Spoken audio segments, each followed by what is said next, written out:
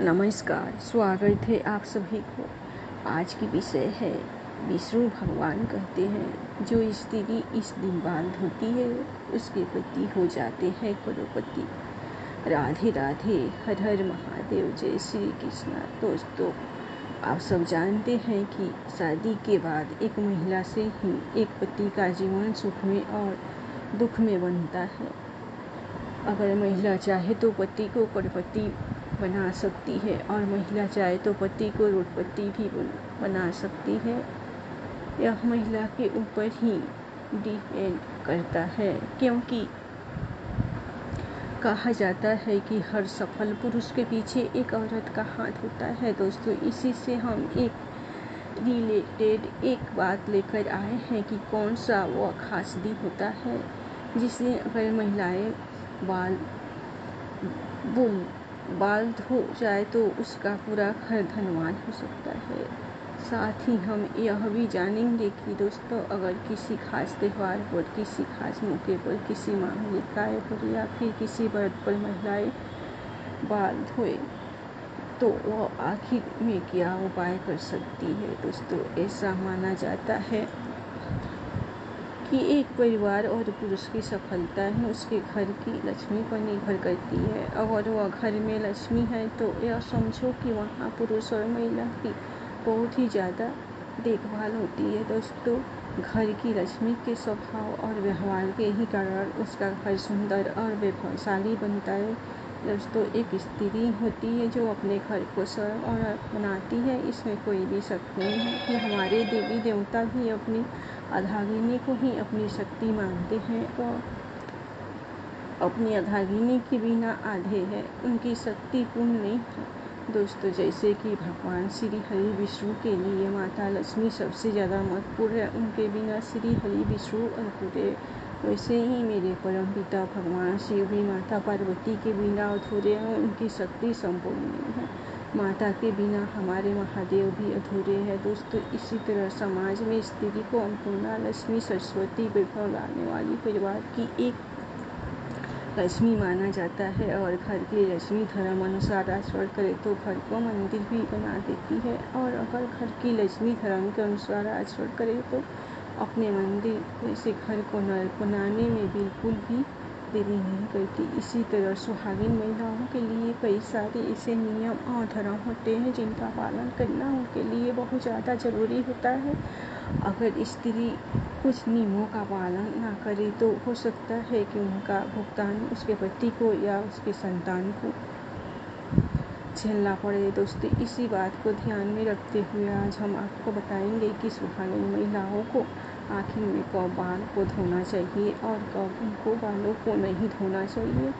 शास्त्रों में इसके नियम ही बताए जाते हैं जिनमें सुहागिन महिलाएं जान पाएंगी कि कौन से वो त्यौहार होते हैं जिस दिन हमें बाल धोना बहुत ज़्यादा उत्तम होता है, और आखिर में वो कौन से ऐसी त्यौहार होते हैं जिस दिन हमें बाल धोना बहुत ही ज़्यादा अशुभ माना जाता है। लेकिन दोस्तों, अब उससे पहले आप सभी से हाथ जोड़कर रिक्वेस्ट है कि वीडियो को लाइक करें और इसे अपने दोस्तों के पास शेयर करें। अगर आपने अभी तक चैनल को सब्सक्राइब नहीं किया ना तो चैनल को सब्सक्राइब करके पास वाली बेल आइकन को दबाना ना भूलें। दोस्तों, नंबर 1, और कुंवारी कन्याओं को कभी भी बुधवार के दिन बाल नहीं धोना चाहिए।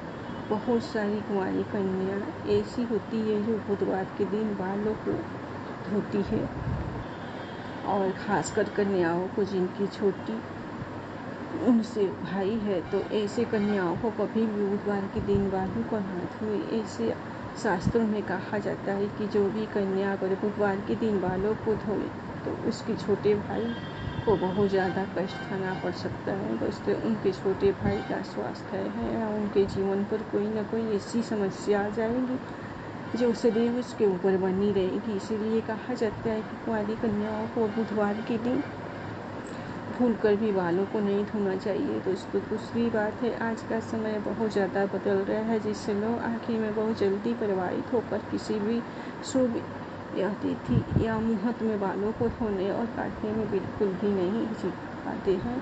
और वह भी न जाने सोचे समझे बालों को कटवा लेते हैं और धो लेते हैं। बल्कि दोस्तों आपको एक दिन पहले ही इन सारे कामों को कर लेना है, क्योंकि उस दिन बाल धोना या कटवाना बहुत ही ज़्यादा अशुभ होता है। दोस्तों आप सभी तो जानते हैं कि एकादशी अमावस्या पूर्णिमा पर बहुत से लोग व्रत रखते हैं, तो वह क्या करते हैं कि अपने बालों को धो लेते हैं। लेकिन एकादशी अमावस्या और पूर्णिमा बाल धोना बहुत ही ज़्यादा पाप माना जाता है।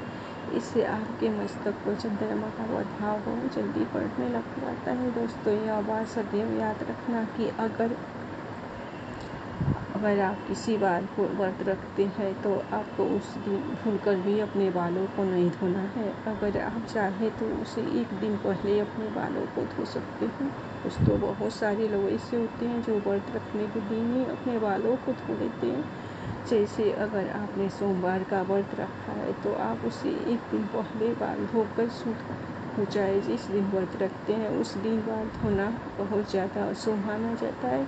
अगर किसी कारणवश आपको उस दिन बाल धोना पड़ जाए, आपकी बहुत बड़ी मजबूरी हो, तो हम आपको एक उपाय बता रहे हैं। आप वह उपाय करके बालों को धो सकते हैं। आप अपने बालों में कच्चा दूध लगाकर बालों को धो सकते हैं, लेकिन कोशिश करिए कि जिस दिन व्रत रखें उसे एक दिन पहले ही अपने बालों को धो। दोस्तों अगली बात है, सुहागिन महिलाओं को बुधवार के दिन बाल बिल्कुल भी नहीं धोने हैं।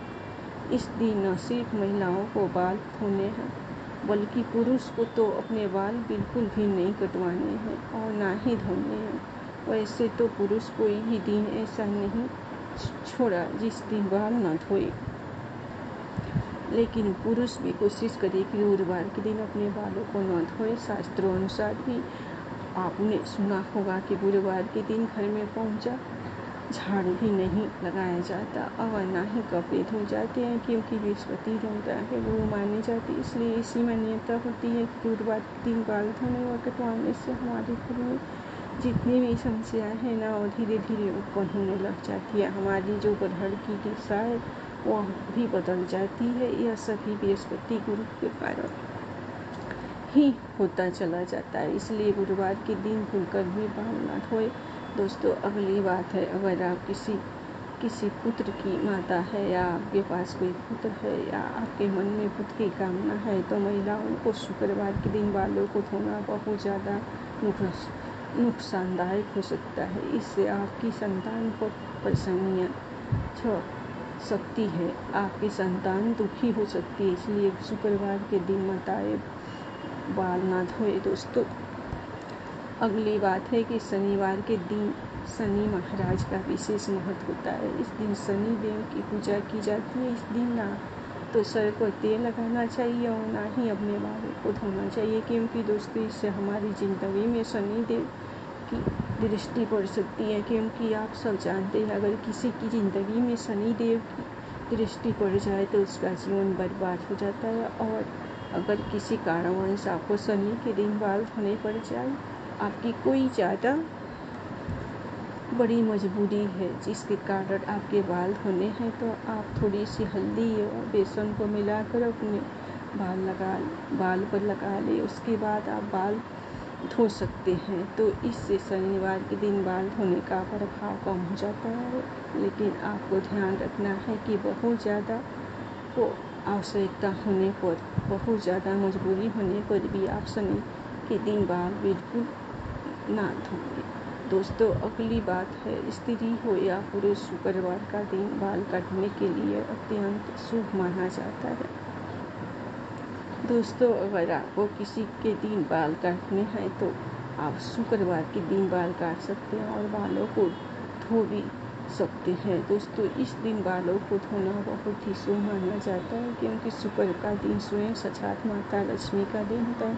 इसीलिए महिलाएं अगर इस दिन अपने बालों को धोती है तो इससे माता लक्ष्मी पर सदैव कृपा बनी रहती है और उनके घर में माता लक्ष्मी अपने आप धन की वर्षा कर देती है। दोस्तों शास्त्रों में एक और मान्यता कही जाती है कि सुहागन स्त्री अगर अपनी मांग में सिंदूर भरकर किसी भी पूजा में शामिल हो जाती है, क्योंकि दोस्तों मांग का हिस्सा गंगा सिंदूर का माना जाता है, तो जो सुहागिन स्त्री के स्वभाव को दर्शाता है, जिसे स्वयं देवता की जानकारी नहीं पाते हैं। हालांकि पुरुष को सदैव नहाने व बाल धोने के बाद ही पूजा में शामिल होना चाहिए, लेकिन सुहागिन महिलाएं अगर बाल नहीं धो पा रही है तो वो बिना बालों को धोए सिर्फ अपनी मांग सिंदूर लगाकर पूजा में शामिल हो जाए तो समझो कि उनकी पूजा संपन्न और संपूर्ण मानी जाएगी।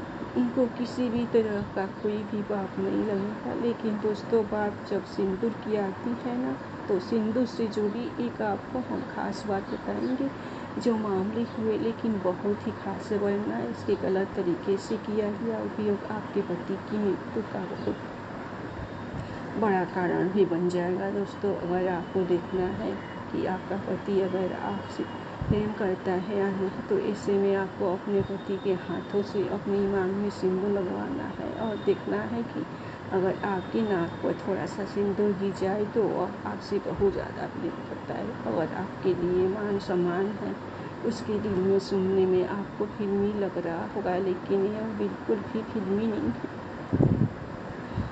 यह बहुत ही सच बात है। दरअसल शास्त्रों की माने तो कहा जाता है कि जब पति कभी अपनी पत्नी के मांग में सिंदूर भरता है तो सिंदूर अगर नाक पर गिर जाता है तो पति पत्नी के प्रेम को दर्शाता है और दिखता है कि आखिर में वह अपनी पत्नी से कितना प्रेम करता है और आने वाले समय में भी उनके रिश्तों और भी ज़्यादा गहरे होते चले जाते हैं, उनके बीच प्रेम बनते लग जाता है। इसके अलावा जब आप खुद से सिंदूर लगाते हैं, अगर जाने अनजाने में वह सिंदूर आपकी नाक पर गिर जाता है तो इसका मतलब यह है कि पति की तरफ से आपको कोई खुशखबरी मिलने वाली है।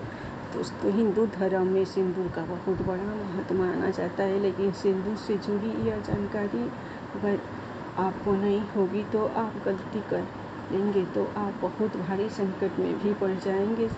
साथ ही इसका आपको खमियाजा भी भुगतना पड़ जाएगा। सिंदूर एक महिला के लिए उसकी सुहाग की बहुत बड़ी निशानी होती है। अगर किसी की मांग में सिंदूर भरा हुआ होता है तो समझो कि वह महिला किसी और की हो चुकी है और वह सौभाग्यवती है। जब हम किसी शादीशुदा औरत को देखते हैं ना, तो उसके माथे पर सिंदूर जरूर लगा होता है। हाँ, आजकल का मॉडर्न ज़माना है कि आजकल लड़कियां शादीशुदा औरतें अपनी मांग में सिंदूर लगाने से न करती है, लेकिन उनको नहीं पता कि वह कितनी बड़ी गलती करती है, क्योंकि सिंदूर हमारे पति की रक्षा करता है। एक शादीशुदा औरत को सिंदूर के बिना बिल्कुल अधूरा माना जाता है। जब तक शादीशुदा औरत अपनी मांग में सिंदूर नहीं लगाती, वह विवाहित रूप में संपूर्ण नहीं होती।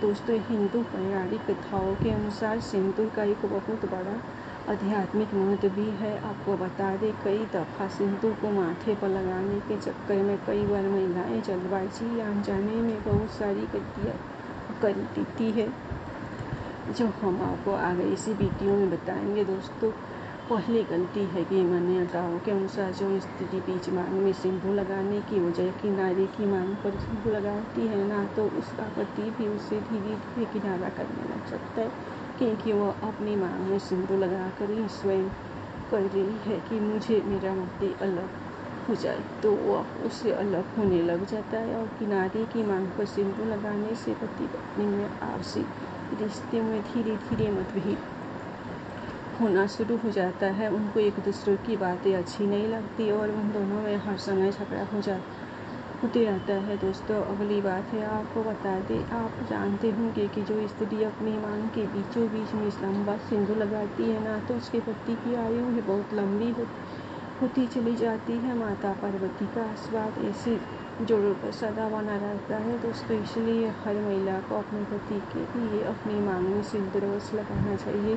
तीसरी बात है, मान्यताओं के अनुसार जो भी स्त्री सिंदूर को अपने बालों में छुपा लेती है ना, तो उसका पति भी समाज में छिप जाता है और उसके पति की समाज में इज्जत नहीं रहती और उसके पति को मान सम्मान भी नहीं मिल पाता। इसीलिए यह भी कहा जाता है कि सिंदूर को लंबा लगाना चाहिए और इसे लगाना चाहिए ताकि वो सभी को साफ साफ दिखाई दे कि हाँ आपकी मांग में सिंदूर लगा हुआ है। सिंदूर से सची स्त्री सौभाग्य को दर्शाती है, वो अपने पति के प्रेम को दर्शाती है। और इसी महिला की खूबसूरती पर चार चांद लग जाते हैं जब महिला अपने मस्तक पर सिंदूर लगाती है। दोस्तों, अगली बात है माथे पर सिंदूर लगाते वक्त महिलाओं को काफ़ी ज़्यादा सावधानी अवश्य बरतनी होगी। यह तय कर लेना चाहिए कि सिंदूर को माथे के बीचों बीच लगाया जाए। अगर किनारे पर कोई महिला सिंदूर लगाती है तो कहा जाता है कि उसका पति उससे लड़ाई झगड़ा करना शुरू कर देता है। उन दोनों में कलह उत्पन्न हो जाती है और पति पत्नी की दूसरी स्त्री की तरफ आकर्षित होने लग जाता है। इसीलिए सिंदूर को हमेशा माथे पर ही लगाना चाहिए और लंबा लगाना चाहिए और माथे के बीचों बीच मांग में लगाना चाहिए। दोस्तों, आगे की बात है माथे पर सिंदूर लगाते वक्त अगर हाथों में अगर सिंदूर गिर जाए तो यह बहुत बड़ा अपशकुन माना जाएगा। यह आपके रिश्ते में दरार आने का बहुत बड़ा संकेत हो जाता है। ऐसे में आपको माता पार्वती का ध्यान करना होगा, उनसे क्षमा याचना भी करनी होगी ताकि आपके ऊपर आई हुई बुरी बला टल जाए और आपके पति के बीच प्रेम बना रहे। दोस्तों, अगली बात है जिस व्यक्ति को सपनों में सिंदूर लगे स्त्री के दर्शन हो जाते हैं ना तो वह बहुत ही ज़्यादा शुभ होता है। यह धन लाभ का एक बहुत बड़ा इशारा होता है। ऐसी स्त्री सपने में देखना सुबह के समय तो समझो साक्षात माता लक्ष्मी का आगमन होने का संकेत होता है। तो दोस्तों, यह थे हमारे सिंदूर से जुड़े कुछ खास नियम और हमारी बालों को धोने के बहुत ज़्यादा खास नियम। अगर आपको यह जानकारी पसंद आई है और आपको इस वीडियो में कुछ भी सीखने को मिला है तो इस वीडियो को लाइक करके चैनल को धार्मिक ज्ञान चैनल को सब्सक्राइब करके पास वाली बेल आइकन को दबाना ना भूलें। और यहाँ तक बने रहने के लिए आपका बहुत बहुत धन्यवाद और हम मिलेंगे आपसे अगली वीडियो में। तब तक के लिए एक बार फिर से आपका धन्यवाद।